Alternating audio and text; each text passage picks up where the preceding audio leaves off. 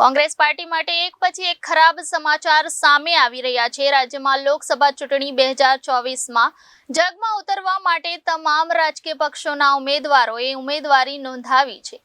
આ વચ્ચે સુરતમાં કોંગ્રેસના ઉમેદવારનું ફોર્મ રદ થવાની ચર્ચાએ જોર પકડ્યું છે। સુરત લોકસભા બેઠક પરથી કોંગ્રેસના ઉમેદવાર નિલેશ કુંભાણીના ફોર્મને લઈ વાંધો ઉઠાવવામાં આવ્યો છે। આથી નિલેશ કુંભાણીનું ફોર્મ રદ થવાનું સંકટ ઘેરાયું છે। ગુજરાતની 26 લોકસભા બેઠકો પર ચૂંટણી 7 મે 2024ના રોજ થવાની છે। તે પહેલા કોંગ્રેસ માટે સતત ખરાબ સમાચાર સામે આવી રહ્યા છે। મળી રહેલી માહિતી અનુસાર સુરત બેઠકના કોંગ્રેસના ઉમેદવાર નિલેશ કુંભાણીનું ઉમેદવારી ફોર્મ રદ થાય તેવા એંધાણ મળી રહ્યા છે।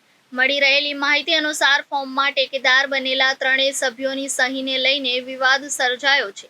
દાવો કરાયો છે કે આ ત્રણેય ટેકેદારો જે એફિડેવિટ ફાઇલ કરવામાં આવી છે તે ખોટી છે, એટલે કે નિલેશ કુંભાણીએ ફોર્મમાં ટેકેદારોની સહી કરાવી નથી।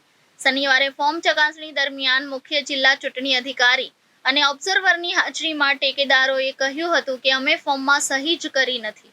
ત્યારબાદ વિવાદ વધ્યો છે। હવે નિલેશ કુંભાણીનું ફોર્મ રદ થશે કે કેમ તે અંગે નિર્ણય લેવાશે। આજે આ અંગે સુરત કલેક્ટર કચેરીમાં સુનાવણી થઈ હતી, જે પૂર્ણ થઈ હતી।